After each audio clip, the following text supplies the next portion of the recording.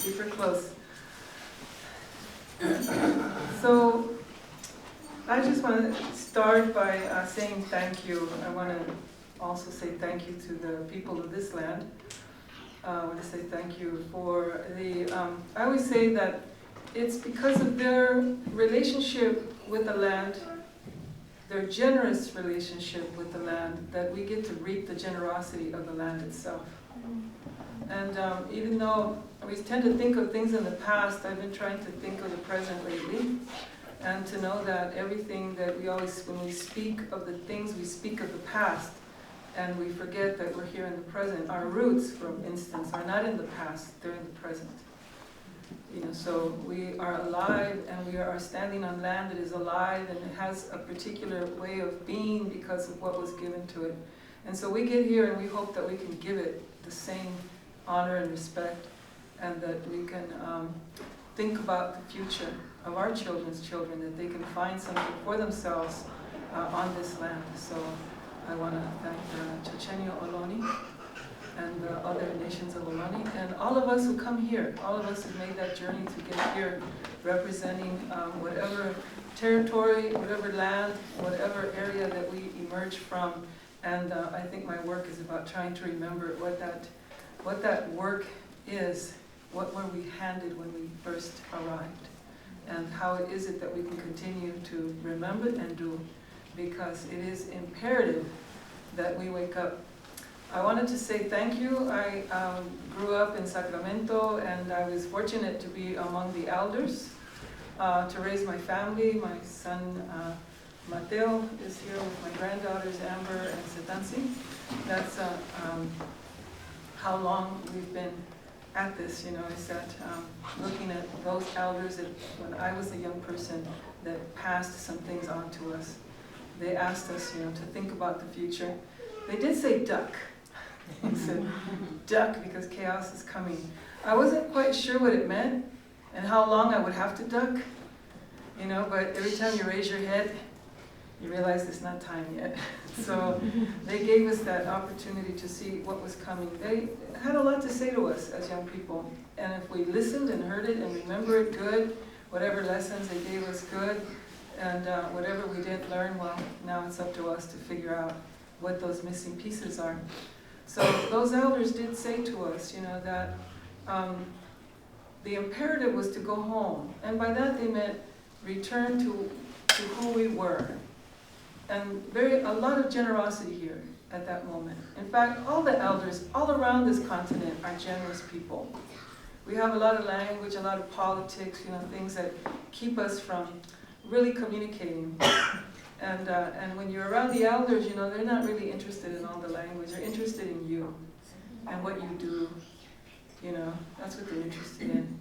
And so I want to remember them right now, because it is at this moment, you know, that we are experiencing something that they asked us to look out for, which was kind of a longer story. But many years ago, there was a prediction of the Star Child. The Star Child was coming. I don't know if any of you have heard this prediction, this sort of foretelling of this Star Child that would come and would make a difference in our time. And when I was young, everyone having children kept, you know, oh, I've got the Star Child. You have to try 5 times to get one sometimes, you know. And I don't know what we thought that Star Child was going to be like, you know. I don't know what the mission was in raising a Star Child. I don't know. It's very chaotic. However, when I saw Greta's little face standing in front of her legislature with her little sign, with her big spirit, you know, and the sense that there was nothing more to lose. And she spoke to us, you know, us who are just so filled with language, and she said, you know, you all aren't paying attention. And I said, it is the Star Child. This is the Star Child. It may not be how we expected, and maybe there's more than one, and we're supposed to pay attention. And so I'm trying to pay attention and be very grateful for those that are coming, that have something more to say to us than what we think.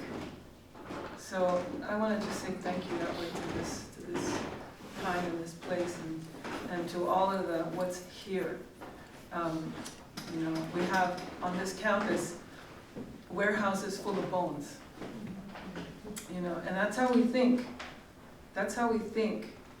We think that holding on to bones so that people 5,000 years from now can see them matters. But I say, if we don't hold our bones, how will we know ourselves? So those are two different worldviews. So I wanted to start with this little talk that Enterrados can be very loud. You know, I was talking about us, those of us that are deterritorialized. We can be very loud. We should be very loud. If we're not being loud, there is something wrong. They should be hearing us. And of course, you know, over all the years, you know, we've been, my grandmother used to know, these are my grandmother's words, you know, diablos, you know, how do you think that way? Se te metió el diablo. You know, and so the idea of diablos, of specters, of monstruos, I felt like I was honoring the 200-year anniversary of Frankenstein. Those who know me know I love horror films. I do. I think they're very important to look at. So I got invited to do a talk at the 200-year anniversary of Frankenstein. And I started thinking about, has anybody read the book Frankenstein? You know, when you realize that this book was written by a 17-year-old young woman who was talking about, you know, colonialism and, you know, before Marx. I mean, she precedes Marx. And when you read the book, she includes what she read. So you can see in her storytelling what it was that, you know, the monster, she tells the story of the monster, how the monster comes to be, where the monster, you know, finds solace in a small shack behind the house of these very privileged people that have lost their privilege and are now living exiled in this very poor hamlet. And the monster, looking through the crack, sees them and thinks they're so beautiful.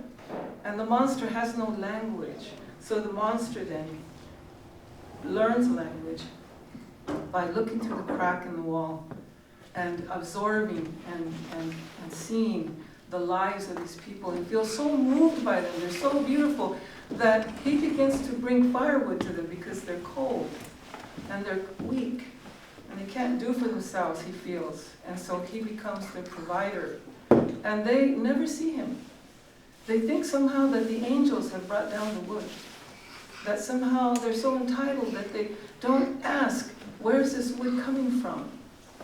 And so he figures in his head, how will he approach them? Will they see him? Can he communicate? And he begins to listen to their language. And then another woman comes, and she's a teacher. And she speaks, and they have these long conversations, and he begins to learn about the ways of the world through them, the monster that he is. And so this is some of the things he heard. I heard of the discovery of the American hemisphere and wept over the hapless fate of its original inhabitants. I heard of the division of property, of immense wealth and squalid poverty, of rank, descent, and noble blood. The words induced me to turn towards myself. I learned that the possessions most esteemed by your fellow creatures were high and unsullied descent, united with riches. A woman might be respected with only one of those acquisitions, but without either, she was considered as a vagabond and a slave, doomed to waste her powers for the profit of a chosen few. When I looked around, I saw and heard of none like me. Was I then a monster, a blot upon the earth, from which all fled and whom all disowned? I cannot describe the agony these reflections inflicted. I tried to dispel them, but sorrow only increased with knowledge. I learned from your papers that you were my creator, and to whom could I apply with more fitness than to him who had given me life. But on you only had I any claim for pity and redress, and from you I determined to seek that justice which I vainly attempted to gain from any other being that wore that human form. That's Frankenstein. It's hard to remember those words, you know, because all we ever see is the monster, you know. But as I look back to those moments of deep, you know, deep in the darkness of colonialism, after they had reaped all our things and taken off with them and created them into houses and silver and platters and I don't know, all the things that you see in the Cinderella movie, Beauty and the Beast, where nobody lives there but everything's alive.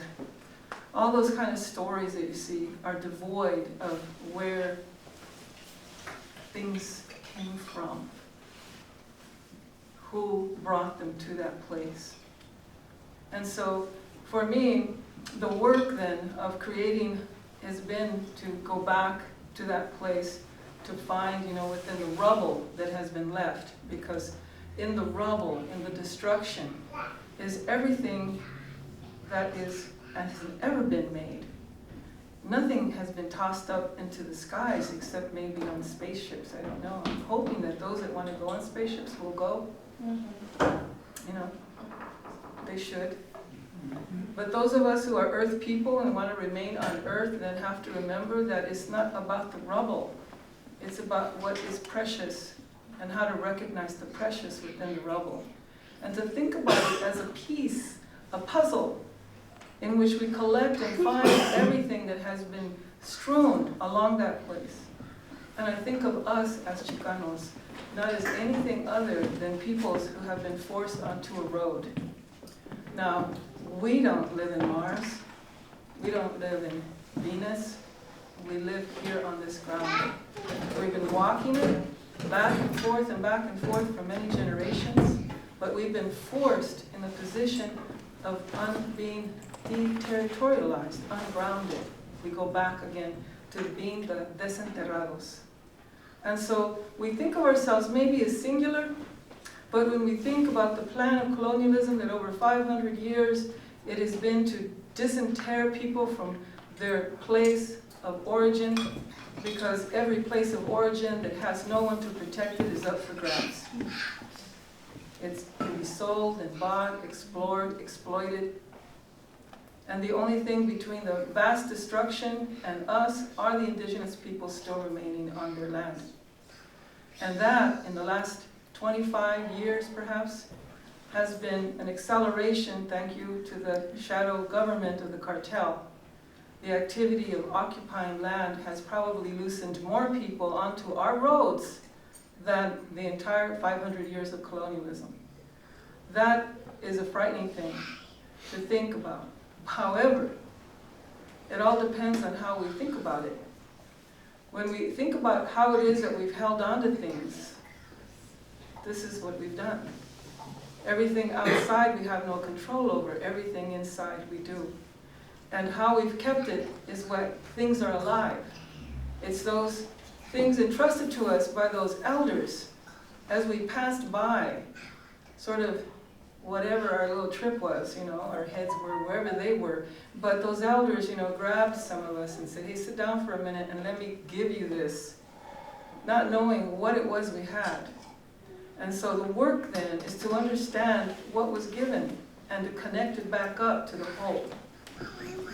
But we're in a place where language seems to occupy our heads and maybe describe things. I keep saying that everything that's still alive keeps getting described by the language that we speak. But it's not necessarily what it is. So if we have a spirit alive and we put it in a box shaped by the colonial project, whatever's inside is only translated and interpreted through the shape that it's been given. And the task then is to have the patience to allow whatever is still alive to disclose itself to us and to believe that those things are true. Thus, those who have sought the ceremonial life, who've had the patience, I don't mean like a year or two, but 10 and 20 and 30 years, to think about and to make relationships, because it's in the relationships that we understand. So going back to my history, I think I was fortunate to have come here at a time when you think about, right after the work of the 1930s and 40s radical thinkers, all those folks who came from all over the world and found themselves having to struggle here in New York and Philadelphia and Los Angeles and Oakland, San Francisco, that joined us in struggle and that gave us, an opportunity to see ourselves. I say thank you to the generation of us, who were raised with Fanon, who learned to see the freedom struggles that, existed in Africa and Latin America and Asia, and that we as Chicanos were able to see ourselves in reflection of and understand that our condition was, in like, similar to, and maybe even, saw ourselves as an eternal colony. Whether those things are true or not, it's only now that we can look back and see. But it determined the politic of my generation. So when I think about that generation then that went to Cuba, that I was fortunate, to be sort of caught up in that, it allowed me to see myself from the small island, to see myself as part of a greater picture. To see then, that I, as an indigenous person, as Chicana, however it is, that it was a wider picture than my experience in Sacramento alone. And that each of us then had a relationship to these issues that were so we're very noisy, let's put it that way. The Bay Area of that time was an amazing place to be in, as was Los Angeles, as was New York, as was Texas, as was Arizona, as was Wisconsin and Philadelphia. I mean, there were so many people that were influenced and inspired, by the movement of those folks that I met that came from the 30s and 40s, that lived through the 50s and the repression. And then, I have come to know the generation that represents the Zapatista movement. And I'm very challenged, very interested, a different language, a different idea, something that grew out of this continent. And so I feel like our conversation then has to be able to have a multi-generational face. And we have to be able to have the patience to listen to each other and challenge each other and remember together. And so the work that I do, as an artist, really, this is like the outcome. It's the outcome of a lot of time spent. When I was young, my son, somebody asked him if he liked my art. He's sitting here, so I'm going to slightly embarrass him. But he says, yeah, he goes, what kind? They were asking him what his mom did. He goes, well, she's an artist. And well, what does she do? She makes naked monsters, he said, which was kind of true. They are naked, and they are a little monstrous. I think because I wanted to say to us that we keep looking at things and comparing it to ourselves as human beings. Everything's in comparison to what, if we've got 2 hands and 2 legs and a head, everything that doesn't have 2 hands, 2 legs and a head is strange. So I remember standing by the river and looking at these shapes and forms moving in the water and thinking, well, they almost look like us, like me. And I realized, wait a minute, they're probably looking at me going, that's a very weird shape up there. So it is that relationship that I'm aiming at, spending enough time to listen and then follow the trails that are still there, still present. And these particular pieces are about the grasslands, what I learned from sitting in the grasslands. And I have to say that the last time I went to the grasslands, my son was driving us around in the grasslands because we did a piece in UC Davis, so we were collecting the materials. I was so scared. The older you get, the more scaredy cat you get, apparently. You're really fierce and brave when you're young, and then when you're older, you start thinking, I can die. So I kept waiting for my son to go over the cliff, because you can't see the edges, you just see the grass. So, he's been driving there, but I was like hanging onto the car going, oh my God, I felt like I was in the ocean as we're moving through all these grasses. And I was remembering what it was like to sit in the grasses up in Montana and to remember that the grasses are moved by the wind and their roots are what move the water through the land. And so the wind and the water and the grasslands that extend all the way from the north all the way south moved us as people. They moved us. We moved through that way, and they hold memory. And so I felt that I was really grateful to be able to sit with the grasses and look at the relationship that was there very clearly in those grasslands with everything that was alive. And so I also then was looking toward the south and looking for what exists and what's changing and how fast. And thinking that I was very grateful to my son, for recognizing that we have to keep remembering to have a relationship with the earth. The longer we are here, the more we forget. So in having relationship with it means that you actually then are able to not just, think the palabra written, but to think by reading the details that are around you that are very real. Stones that appear that have message. And, you can call it whatever you will. I know that many people think, oh, this is an act of imagination, and think that imagination is something equivalent to a rational mind. You have a rational mind and you have imagination. Like it's something outside yourself. Like imagination is something that isn't sacred.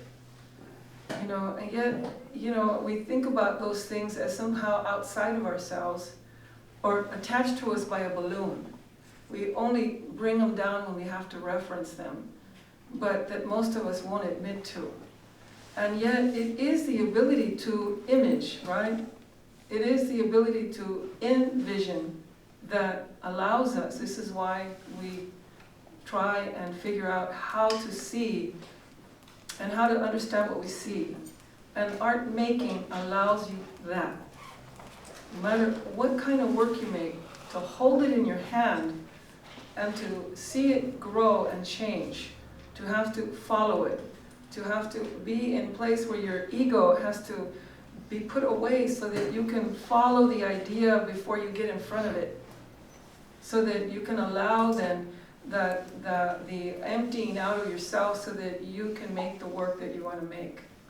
All these things, there's so much to say. I won't tax you, but those are the things I'm interested in. Those are the things I try to work with and teach, how it is that art making functions as research, for instance, to throw a word in there that we think of as only something you read. But in fact, the art making practice, allows you to learn through your hands. All the elders tell you this, that you learn by touching and making a mess, And I say that making a mess is like the most fortunate thing that you can do. Being in chaos and not knowing and anxiety, and everybody's suffering from anxiety. And I have to say that I've suffered from anxiety since I was born, I think. I wish I'd had notes when I was little. So I get a lot of notes from students now that say I have anxiety, and I go, me too. I'm standing up here right now having anxiety. So let's all slow down. Let's all be real here, and hold our anxiety as a response to what we know is true, and how much courage it takes to be in our truth and to work from that truth, and how easy it is to pretend, and to fake it, so. And I mean that, when we decide that, okay, well, this is the easy thing to do because I know how to do it, and to not want to hold that place where we know it's dangerous, anxiety, boom, so there's more work in the other room. Right now, what I've been working on, the major idea that has come, something Jesus started to talk about in the catalog, but we needed to talk more. I was really experiencing this idea that for the longest time, many generations now, we've been praying for the Mother Earth, the Mother Waters. We've gendered it pretty good, Now, lately, maybe about 7 years or so now, I forget now, the Tlaticutli stone appeared. We had the Coyoshauqui, we have Coatlicue, the sunstone, and more recently, the Tlaticutli, earth stone, Tlate, earth, Cutli, Lord. They say Lord Earth, and then they talk about sheep. They're very confused. But the earth stone is connected to Venus and connected to the Cihuatateo, connected to the Tzitzime. Those of you who have heard these terms, you know, are speaking to the ideas or metaphors about energy, the movement of our vibration of life, earth. And earth, this aspect of earth, Tlaticutli, is the male aspect of earth. And we don't know what that means. We really don't know what that means. What does that mean? The area of birthing, or the area of, I'm not sure if it's the genitalia, the sexuality, or the birthing area, has been covered for many generations. It was buried all the way through colonialism. It was just found, it was buried before the Spanish got here, and it was just unearthed not long ago. But all of the stones that are found have been pierced in the area of the womb, or the area of the genitals. You can't really tell, because they have that shape that you see back there, the diamond shape or the star shape. You see that shape? The circle, and then parting open. If you close those together, you have a diamond. And the diamonds then have the symbols from Venus. And so I was thinking about these things that now, I think there's a lot of new scholars, new information. Sometimes I feel like I'm just catching up, you know. Here I am working really hard, trying to figure it out, like Fernando, and then I go, somebody wrote a book. Thank you. Now I just got to read Spanish. But these ideas are coming forth that hit me of what it means that we've been praying for Mother Earth and know nothing about the male aspect of our Earth. What does that mean? I mean, we can be, you know, what do you all call it? I forget that word now. Binary, yeah. And just sort of think of it that way. But there's something more. It's all in the interpretation of that stone and all of the stones. So if we put the stones together, it begins to make sense. And if we put the stones together, then we put the sculptures that were there in the same precinct that the stones are. And then you can see what the whole thing is that people are speaking to. So I've been thinking about male waters. I've been thinking about male earth. I've been thinking about the winds. I've been thinking about how it is that we've decided, you know, what it is and what it isn't. And I feel like there's something there for us, because it is about our environment, not just a mythological story, but something that we know here, or that needs to be known, that we need to understand, that needs to be, the only word I know is prayed on. It has to come alive. It has to matter. And I don't mean, you know, just because it's an interesting story. That's why I started with Frankenstein. We think of it as just a little story, but if you go back and you read, you will know something about her time and her life. And so that's the task, I think, of us as artists, that we find and see, and that we bring out and we say, look, I'm holding this in my hand, and I don't know what it is, but it wants to connect. And so that's what the work is doing.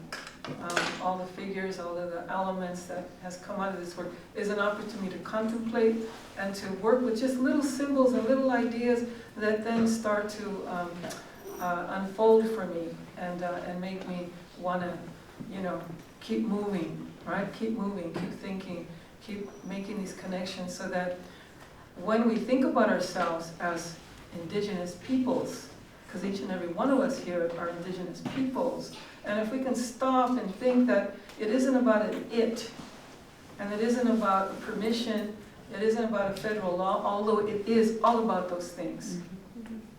So we live in the time of contradiction. We live in the time of complexity. But I don't think that we have the time to not be human beings until we figure it out. I think we have to be human beings while we figure it out. That is where we are at this moment. So I go back to the Star Child and I say, thank you, child, for calling us out. Thank you, child, for making things uncomfortable.